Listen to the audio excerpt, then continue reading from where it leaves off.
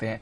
तो कुछ old economy stocks पर एक्शन आपको दबाव वाला आते हुए दिख रहा है, पर जो न्यू एज कंपनीज हैं दमदार लिस्टिंग के बाद कुछ और अच्छी खबर भी इनके लिए आती हुई दिख रही है। आइए जानते हैं जो रिसेंटली बाजार में एंट्री हुई है न्यू एज कंपनीज के लिए, वहां पर क्यों करना चाहिए आपको फोकस। देवांशी है हमारे साथ तैयार। देवांशी बताइए। बिल्कुल दीपांशु, देखिए आप बहुत ही इंटरेस्टिंग अब ये बात होती हुई दिख रही है कि हम जब डिस्कस कर रहे हैं कि क्या न्यू एज कंपनीज को यहाँ पे खरीदारी होती हुई दिखेगी, क्या एक्सटेंडेड गेन्स यहाँ पे आते हुए दिखेंगे। तो आप देखिए जो म्यूचुअल फंड रिक्लासिफिकेशन होते हैं वो साल में 2 बार होते हैं। सबसे पहले तो जनवरी में होते हैं और दूसरी बार जून में होते हैं। जून खत्म हो चुका है, अब जो दूसरी बार रिक्लासिफिकेशन होता हुआ दिखेगा वो जनवरी में आता हुआ दिखेगा। और अब ये माना जा रहा है क्योंकि जो कुछ ऐसी न्यू एज कंपनीज हैं उनकी लिस्टिंग दमदार होती हुई दिखी, मार्केट कैप 1 लाख करोड़ से भी पार जाता हुआ दिखा है, तो सीधा जो आप म्यूचुअल फंड की कैटेगरीज होती हैं उसमें लार्ज कैप कैटेगरीज में इन स्टॉक्स को शामिल किया जाएगा। उसमें भी आप देखिए 2 ऐसी कंपनीज हैं जैसे कि नाइका और जोमैटो, दोनों ही 1 लाख करोड़ के पार अभी भी ट्रेड करते हुए दिख रहे हैं उनके मार्केट कैप। तो ये दोनों तो कंपनीज आती हुई दिखेंगी। और हाल ही में आप देखिए जिस तरह से हम देखेंगे पॉलिसी बाजार, तो ये भी यहाँ पे लार्ज कैप में आता हुआ दिखेगा। तो ये 3 कंपनीज आएंगी जो कि सीधा इसका जो डेब्यू होता हुआ दिखेगा वो लार्ज कैप कैटेगरी में होगा। और इसी के चलते आप देखिए पॉजिटिव बाइंग म्यूचुअल फंड की तरफ से आती हुई दिखेगी, क्योंकि उनको अपने पोर्टफोलियो को रिबैलेंस करना होता है और वहां पे उनको खरीदारी करनी होती है। तो इसके चलते ये तीनों कंपनीज में इनफ्लोज आने की बात की जा रही है। इसके सिवाय आप देखिए Clean Science, Nuvoco Vistas, Aditya Birla Sun Life और साथ ही एप्टिस वैल्यू हाउसिंग, ये कुछ और नई कंपनीज हैं जो यहाँ पे माना जा रहा है कि जो मिड कैप कैटेगरी है म्यूचुअल फंड की वहां पे ऐड होती हुई दिखेगी। और इसी के चलते इन कंपनीज में भी आने वाले समय में इनफ्लोज अच्छे खासे आते हुए दिखेंगे।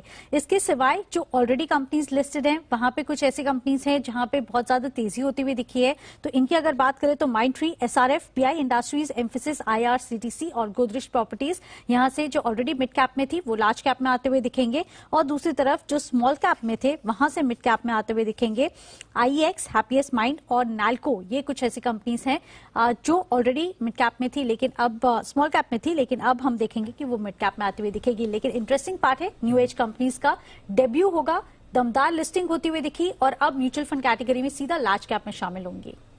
सीधा लार्ज कैप में सर, टॉप 100 कैटेगरीज में 100 टॉप में जाएगा जोमेटो। बिल्कुल, मैं अभी फिलहाल लिस्ट देख रही थी और आप देखिए सिर्फ टॉप 40 कंपनीज ऐसी हैं जिनका 1 लाख करोड़ से ज्यादा का मार्केट कैप है।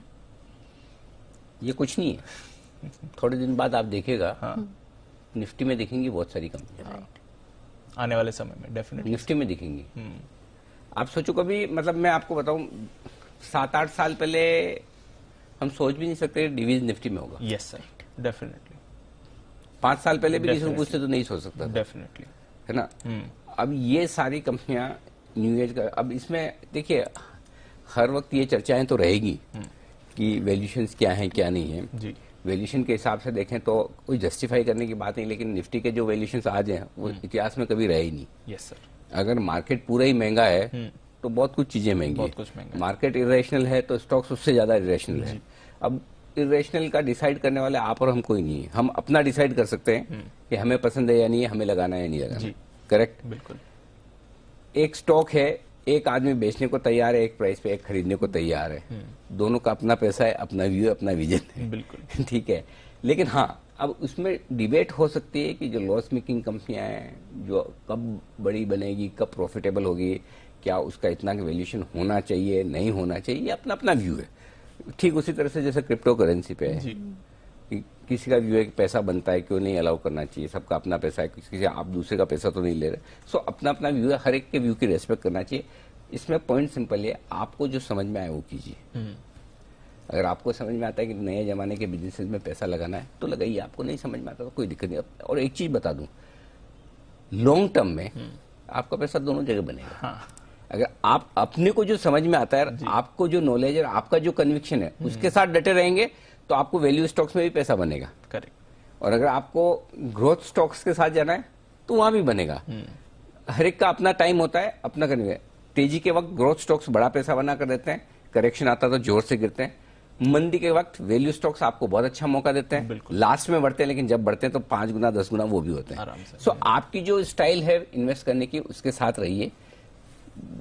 न दूसरों से ज्ञान लेना है न देना है, बिल्कुल कन्विक्शन रखना है। कन्विक्शन रखना है। लेकिन एक चीज समझ लीजिए, जो बदल रही है बाजार में और जो बदल रही है उससे आंख बंद करेंगे तो चलेगा नहीं। और वो ये सारे स्टॉक्स इतने बड़े होते जा रहे हैं जो एक दिन निफ्टी का हिस्सा बनेंगे, सेंसेक्स का हिस्सा बनेंगे। तो जो कंपनियां सेंसेक्स और निफ्टी का हिस्सा बनने को तैयार है, जो इंडेक्स का हिस्सा बनने को तैयार है, उसको आप इग्नोर नहीं कर सकते। और इसलिए मैंने इस बार दिवाली पर दीप यही कहा कि इस साल मुझे सीखना ही है ये। और मुझे खुशी इस बात की मैंने सीखना शुरू कर दिया। और इसीलिए देखिए पीबी फिनटेक का आईपीओ था, जोमेटो से मैंने सबक ले लिया। जोमेटो में व्यू गलत होते ही अपने समझ में आ गया कि कुछ तो अपनी थॉट प्रोसेस में गड़बड़ है। और वहां से समझ में आया कि नहीं, इन कंपनियों को किस तरह से देखा जा रहा है और क्यों इनमें थोड़ी रिस्क के साथ थोड़ा पैसा लगाया जा सकता है। अब आज देखिए पीबी फिनटेक अगर पैसा लगाया तो 25% बन गया ना, 20% बन गया ना, बिल्कुल। सो वैसा है। सो एनीवे ये सारी चीजें तो नए जमाने के बिजनेसेस को पैसा लगाए ना लगाए, इग्नोर ना करें, देखें, समझे, जाने, फिर समझ में आए, कन्विक्शन आए तो लगाइए। यही तरीका बढ़िया है। एक बार जरा चोपड़ा साहब से भी राय ली जाए। चोपड़ा साहब, आपको पसंद है कोई स्टॉक है ये हाल ही के नए जमाने के जो लिस्ट हुए हैं, या फिर कोई ऐसे ई कॉमर्स टाइप की कंपनियां? अनिल जी, बहुत इंटरेस्टिंग डिस्कशन है और समहाउ आप मुझे call me old fashion old school, but अभी तक मैं वैल्यूएशंस को नहीं समझ पाता हूं। आज मैं एक इंटरव्यू पढ़ रहा था सुबह जिसमें पीबी फिनटेक के सीईओ कह रहे थे हमारे जैसी कंपनीज को अगर प्रॉफिट करने को फोर्स किया जाएगा तो ये अच्छा नहीं होगा। तो मैं ये समझ नहीं पाता कि एक टाइम था जहां पर शायद जो हम पुराने मार्केट में हैं या हमसे भी पुराने बहुत लोग हैं वो प्रॉफिट्स देखा करते थे, अर्निंग्स देखा करते थे, और जहां पे अर्निंग्स होती थी वहां अपने आप ही कंफर्ट आ जाता था और लगता था कि आज नहीं तो कल पैसा जरूर बनेगा। मगर जो कंपनीज आ रही हैं वो इतने जबरदस्त वैल्यूएशन पे आ रही हैं जहां पे मतलब 150, 125, 100 के ऊपर का प्राइस टू अर्निंग है और उसको नॉर्मल माना जा रहा है। अब मुझे नहीं पता, शायद मुझे समय लगेगा ये सीखने में कि मैं उसको नॉर्मल मानूं और डाइजेस्ट कर पाऊं इस तरीके की वैल्यूएशन। बट जब तक मेरे को पर्सनली बुक्स पे प्रॉफिट नहीं दिखता, अर्निंग्स नहीं दिखती, सस्टेनेबिलिटी नहीं दिखती, प्राइवेट इक्विटी का पैसा लेके मोस्टली जो कंपनीज हैं वो प्राइवेट इक्विटी प्लेयर्स का पैसा लेके काफी नुकसान करती रहती हैं और बहुत समय तक करती रहती हैं। पेटीएम भी एक एग्जांपल है जिन्होंने बहुत ज्यादा नुकसान किया और बहुत अच्छे खासे लंबे समय तक किया। मगर कोई भी कंपनी जो अपने बलबूते पे चलती है वो ये काम नहीं कर सकती, वो इतना नुकसान सह ही नहीं सकती। तो ये ग्लोबल मनी कब तक अवेलेबल है इस तरीके से नुकसान करने के लिए, ये भी एक क्वेश्चन मार्क है। मगर हाँ, इसके साथ साथ मैं जरूर ये कहूंगा कि ये फ्यूचरिस्टिक कंपनीज हैं। मुझे नहीं पता ये फ्यूचर में प्रॉफिट कब बनाएंगी, मगर निश्चित रूप से जो यूजेज है, जैसे जोमेटो का ही आपने एग्जांपल लिया, मुझे लगता है कि बहुत सारी जो नई जनरेशन है, इंक्लूडिंग अस, मैं अपने आप को भी उसमें गिनता हूँ, हम लोग जोमेटो और स्विगी के आदी होते जा रहे हैं। और अब जो है वो हम ऑनलाइन ऑर्डर करते हैं और उसमें जो आसानी है, जो ईज है, उसको भी एंजॉय करते हैं। मगर balance sheet wise Anil ji मैं कंफर्टेबल नहीं हो पा रहा हूँ। थोड़ा समय मुझे चाहिए, जब तक मैं इनमें प्रॉफिट्स नहीं देख पाऊंगा तो शायद अभी मेरे लिए कठिन होगा रिकमेंड करना। नहीं, आप बिल्कुल, मैं आपके विचारों से 100% सहमत हूँ। और कोई जरूरी नहीं कि रातों रात आपने जो 30 साल, 40 साल, 50 साल में सीखा वो बदल ही लें, क्योंकि कई बार होता है ना कि हमने जो सीखा है, जिसके दम पर हमें सफलता मिली है, हम उसको आसानी से भूल कर दूसरी चीजों में ना भी करें तो आपकी नॉलेज कर, आपकी जो कन्विक्शन है उसमें भी पैसा बनेगा सर, कोई सवाल ही नहीं, बिल्कुल। लेकिन चलिए, बहुत कुछ बदल रहा है बाजार में और इस बदलते हुए समय के साथ आपको भी नजर रखनी चाहिए बाजार में क्या कुछ हो रहा है। तो नए जमाने के बिजनेसेस के साथ आपको नए जमाने का इन्वेस्टर बनने की भी जरूरत है, ये भी बहुत जरूरी है।